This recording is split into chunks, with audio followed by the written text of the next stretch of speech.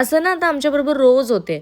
जोपर्यंत घळीमध्ये 1 वाजत नाही, आम्हा तिघांना झोप लागत नाही. माहिती नाही आमच्या घळीचा काटा 10वर कधी येणार आहे. असो, सकाळी 6ला उठले, छान असा टिफिन बनवला आणि आई-बाबांचा सुद्धा दोन्ही टाईमाचा टिफिन प्रणवच्या हाताने पाठवला बिकॉज आईंना काही बरं नाही आहे.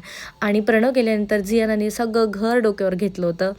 सगळे कपडे, सगळे टॉयज सगळं तिने बाहेर काढून ठेवलं होतं. ते सगळं आवरलं, तिला खाऊ घातलं, तिला झोपवलं आणि मी परत लागले माझ्या घरच्या कामांना.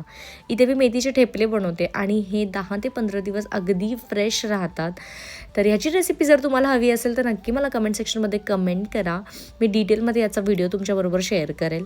आणि बऱ्याच काही काही गोष्टी याच्यासोबत मी कॅरी केलेल्या आहे आणि बनवूनसुद्धा घेतलेली आहे. जर तुम्हाला ते जाणून घ्यायचं असेल त्याचं सगळ्या गोष्टी मी मोठ्या ब्लॉगमध्ये शेअर केल्या आणि त्याचीसुद्धा लिंक मी डिस्क्रिप्शनमध्ये दिली आहे. तुम्ही अजूनपर्यंत तो व्लॉग नसेल बघितला तर नक्की जाऊन चेक करा आणि चॅनललासुद्धा सबस्क्राईब करा. आपले थंडे करून घेतले आणि पॅक करून घेतले बिकॉज सकाळी पहाटेच आम्हाला निघायचं होतं आणि ना माझ्या नवऱ्याला ना असे सरप्राईजेस द्यायची खूप सवय, मग ते काहीच असो. तो आमच्यासाठी ऑफिसनंतर घेऊन आला तो फ्रूट चाट. आम्ही दोघींनी छान असं एन्जॉय केलं आणि आम्ही पळालो जिममध्ये.